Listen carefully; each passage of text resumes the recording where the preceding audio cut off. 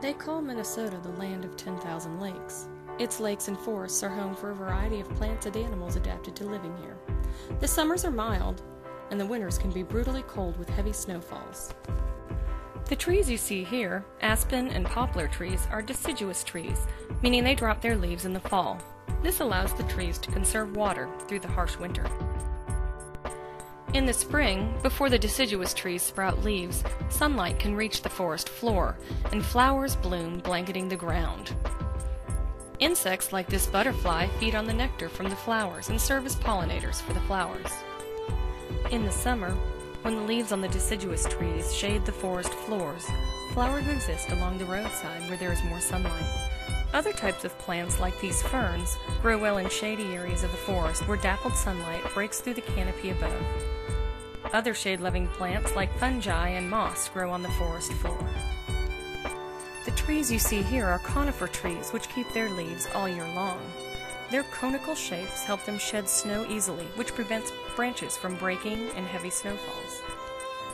These plants, also called evergreens, have special leaves called needles, which help prevent water loss.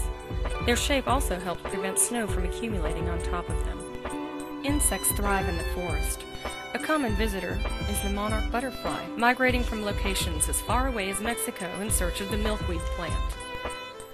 The milkweed plant, common in Minnesota, provides everything a monarch needs. Adult butterflies deposit eggs on the underside of the milkweed leaves. When the eggs hatch, the larvae consume the milkweed plant. This plant provides the energy needed for the larvae to become pupas and then to metamorphosize into adult monarch butterflies. Small toads such as this one are tasty treats for larger predators like birds. Their color helps them blend into their surroundings. Other toads are much harder to see. This larger toad looks much like the earth, grass, and sticks that surround it, and one must look very closely in order to see it. The lakes and the forests of Minnesota support a wide variety of bird species. This is a robin. One cannot ignore the majesty of the American bald eagle. Once an endangered species and rarely seen in Minnesota, recovery efforts have proved extremely successful. Bald eagles build their nests in the tops of trees, like this one here, the white pine. Their nests can be up to 8 feet wide, 12 feet deep, and weigh as much as a ton. Bald eagles generally mate for life and produce from 1 to 3 chicks a year. Their diet consists primarily of fish, though small rodents and even deer fawn are not out of the question. Parents spend time hunting for the fish and then flying back to the nest to feed their young. This amateur video shows a parent returning to its nest.